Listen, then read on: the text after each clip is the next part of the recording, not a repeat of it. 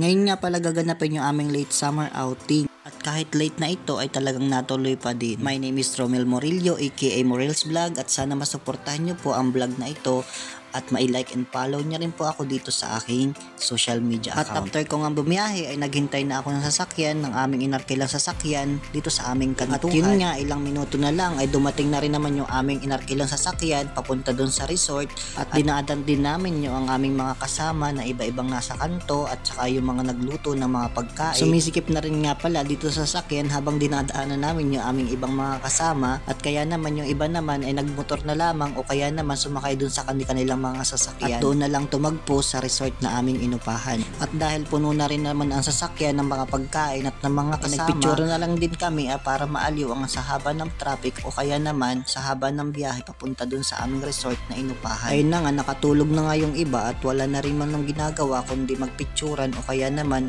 hintay na dumating kami doon sa resort. Matapos nga ang ilang oras sa biyahe ay nakarating din kami sa resort na aming inupahan. Kami rin nga pala yung kahuli-hulihang dumating doon sa resort dahil nauna na yung aming mga kasamang mga nakamotor at mga sariling sasakyan. At dahil nasa amin ang pagkain, kami na rin nag-prepare ng pagkain at nag-prepare ng mga lutuing pagkain para naman makapagsimula na kaming makakain. At habang nag-prepare ng pagkain yung iba, ay inaaliw-aliw naman namin ang aming mga sarili sa paglalaro at pagbibilyar at kung ano-ano pa, pagsa-cellphone, kung ano-ano pa at kung ano-ano pa. At matapos nga sa napakahabang oras ng pagpaprepare ng pagkain ay nagdasal na kami at nagsimula ng kumain. At shoutout nga pala sa nagluto ng adobo at nag-prepare ng sinaing na tulingan at nagdala ng mga pagkain para dahil sa sobrang sarap ng mga pagkain, sobrang dami din nang nakain ng iba at nakain ko. Ayun nga pala, salamat sa mga nag-prepare at saka sa nag-atubili para maisakatuparan ang kaganapang ito. At after nga ng kainan, hindi mawawala ang inuman kaya naman kaya warehouse, ilabas ang mojito.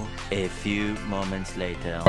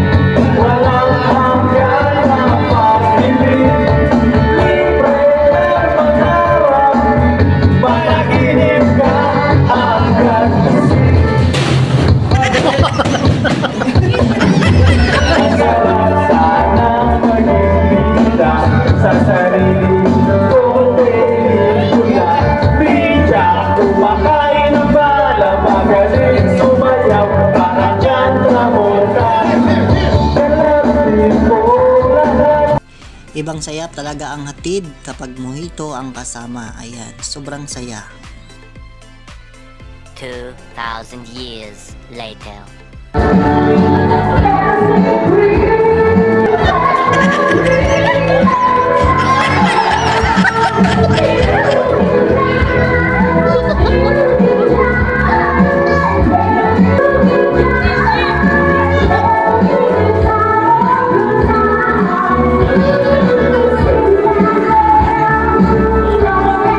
Later.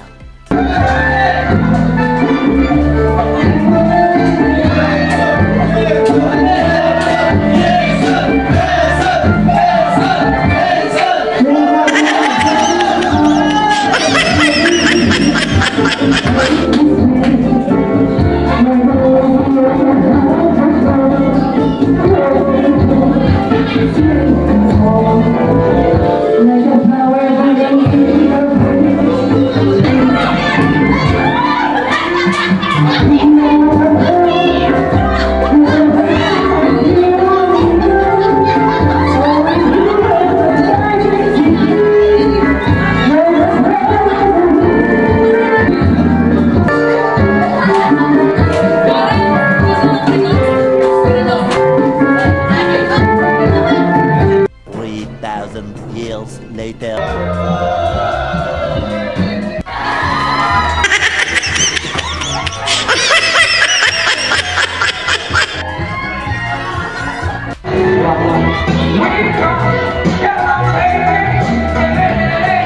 At yun na nga ang aming late summer outing na ginanap dito sa Pansol, Laguna. Ano man ang kulay ng buhay, mayaman man o mahirap, masaya man o malungkot, basta sama-sama, kayang-kaya. We thanks to you, Warehouse Innovation.